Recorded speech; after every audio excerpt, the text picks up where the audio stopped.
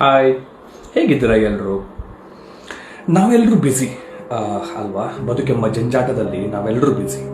ಈ ಬ್ಯುಸಿ ಜಗತ್ತಿನಲ್ಲಿ ನಮಗೋಸ್ಕರ ನಾವು ಟೈಮ್ ಕೊಡೋದನ್ನೇ ಮರೆತು ಬಿಟ್ಟಿರ್ತೀವಿ. ನನಗೊತ್ತು, ಈ ಸಂಸಾರ, ಮಗು, ಅಪ್ಪ ಅಮ್ಮ, ಕೆಲಸ, ಬಿಸ್ನೆಸ್, ಸ್ಟಡೀಸ್, ರೈಟ್, ಎಲ್ಲದರ ನಡುವೆ ನಮಗೋಸ್ಕರ ನಾವು ಟೈಮ್ ಕೊಡೋದನ್ನೇ ಮರೆತು ಬಿಟ್ಟಿರ್ತೀವಿ. ಕೊಡ್ತಾ ಇಲ್ಲ ಅಂತಂದರೆ ಖಂಡಿತ ಕೊಡೋಕೆ ಸ್ಟಾರ್ಟ್ ಮಾಡಿ.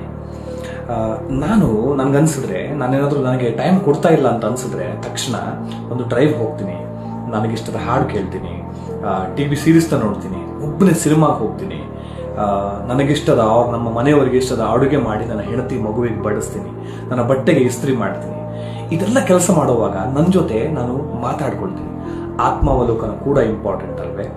ನಿನ್ನೆ ಏನಾಯಿತು, ನಾಳೆ ಏನಾಗಬಹುದು, ಯಾಕೆ ಹೀಗಾಯಿತು, ಏನಕ್ಕೆ ಅನ್ನೋ ಕೆಲವೊಂದು ಸಣ್ಣ ಸಣ್ಣ ಸಂಭಾಷಣೆಗಳು ನನ್ನ ಜೊತೆಗೆ ನಾನೇ ಮಾಡ್ಕೊಳ್ಳೋ ಹವ್ಯಾಸ, ರೈಟ್?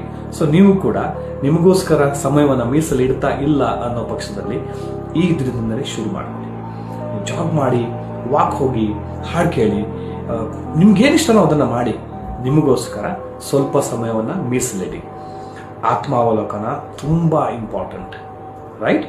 ಇದೆಲ್ಲ ಆದಮೇಲೆ ನಗೋಕ್ ಮರಿಬೇಡಿ. Have a good day.